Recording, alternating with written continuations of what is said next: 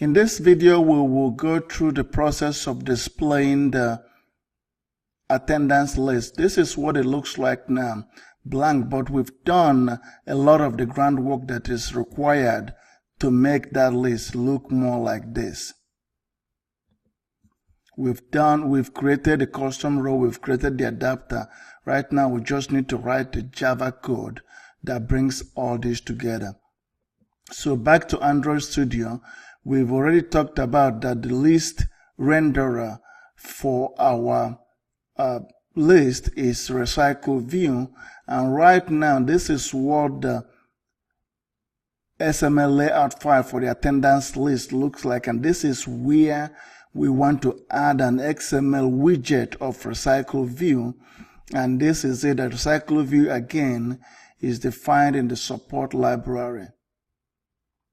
That's why we are not able to use the framework activity, but instead we use the app compact activity, which is also defined in the support library. And this list view have the commonly used attributes of the material design. So having defined that, we now need to go to the attendance list fragment here. And right now it's almost blank except for the floating action button we added. So to begin with, we now need to add some variables to represent some of the elements we've already defined, including the attendance, the recycler view, and the adapter. So we do recycler view, and we do the adapter, and we put in a variable for the layout manager, which we do not do much with the layout manager, but it's essential for this list, and it works in the background. And we put a variable for the list, which is the important thing. We want to show something, and that thing will be in a list. Now, having defined these variables, we now need to instantiate them, and we do that in the onCreate view. We'll go to the onCreate view, and we already got our view stored in this reference called mroot view. Now we will use the mroot view to find out the other elements, to instantiate the elements that we just added, like this. So I've already added those, and the recycler view is the recycler view that we just added here. There's the ID, and we say that our recycler view has a face size that greatly increases performance, because Android now is aware that it is only rendering items of the same size. And we instantiate the layout manager, and we set this layout manager to be the layout manager for our recycler view, and it's a linear layout manager. The other options are grid layout manager and the staggered layout manager. So now we need to instantiate our adapter that we just created. Remember that our adapter has a parameter, receives two parameters here. Every time we make a copy of the adapter, we need to provide two elements, these two parameters. So we go back and say adapter, which is the variable name we declared for our adapter, equals to, now we now make a copy. In object-oriented programming, you make a copy of a class by new. You're creating a new.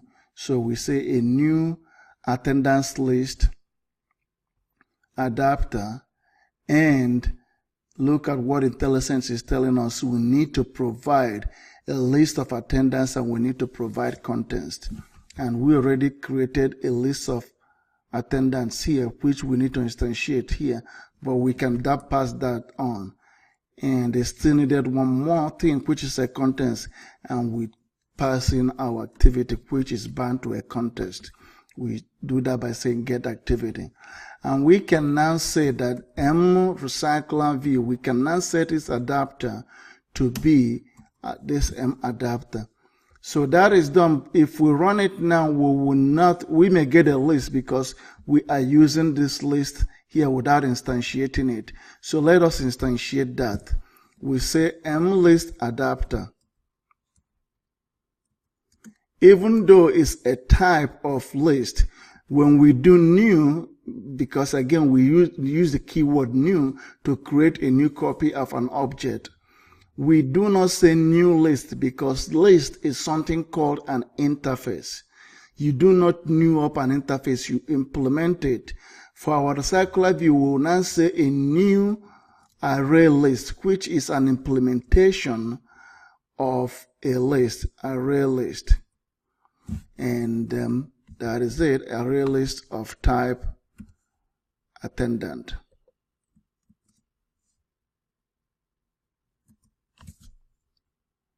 We actually want the attendant list. This is actually redundant.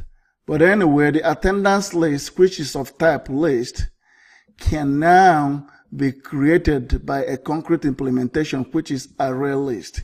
And we take this now and pass to the adapter. And if we run it now, there will be no error, but there will be nothing to display. Let's go ahead and run it. First, let's go ahead and start our emulator. Let's give it a minute to start here. The emulator is up. Let's go ahead and run our app now. And it's gonna take a minute to build, and this build, and we do OK. And here is the emulator, a blank list.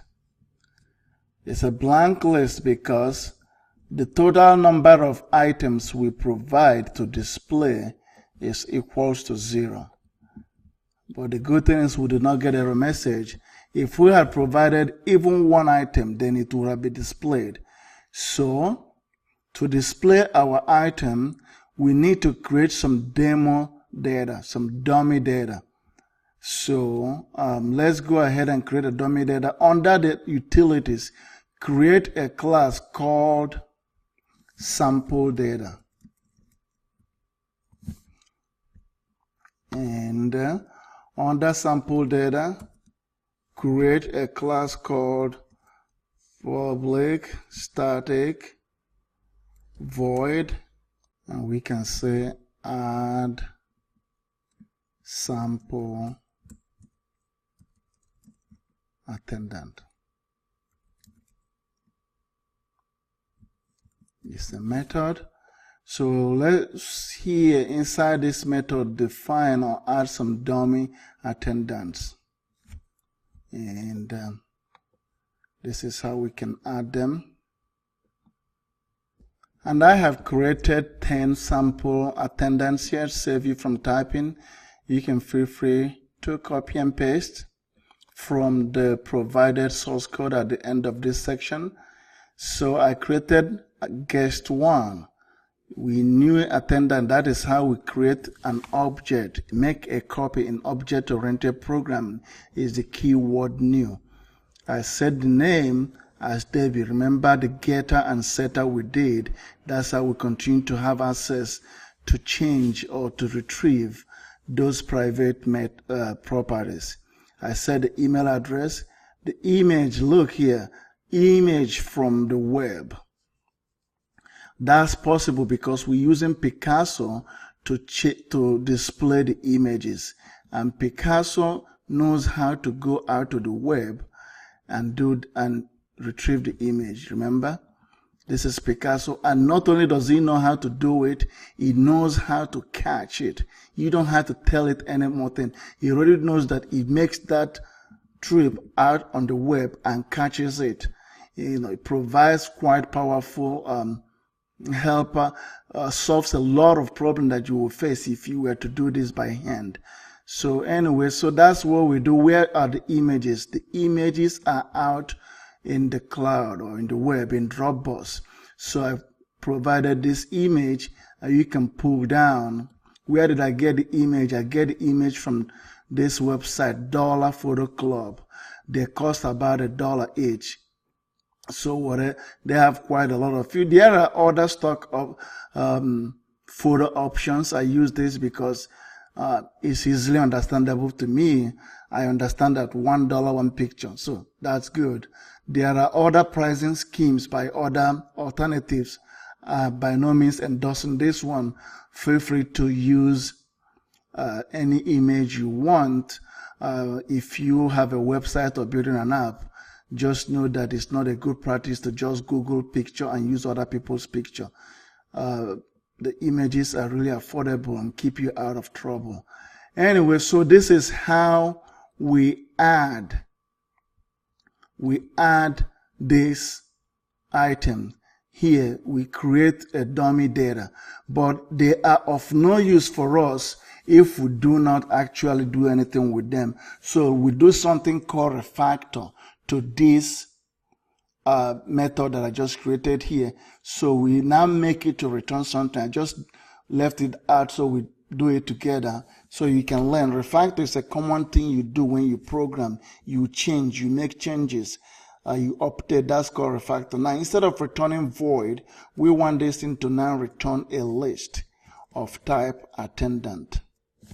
So as soon as we do it, it gives us an error message because we are missing a return statement.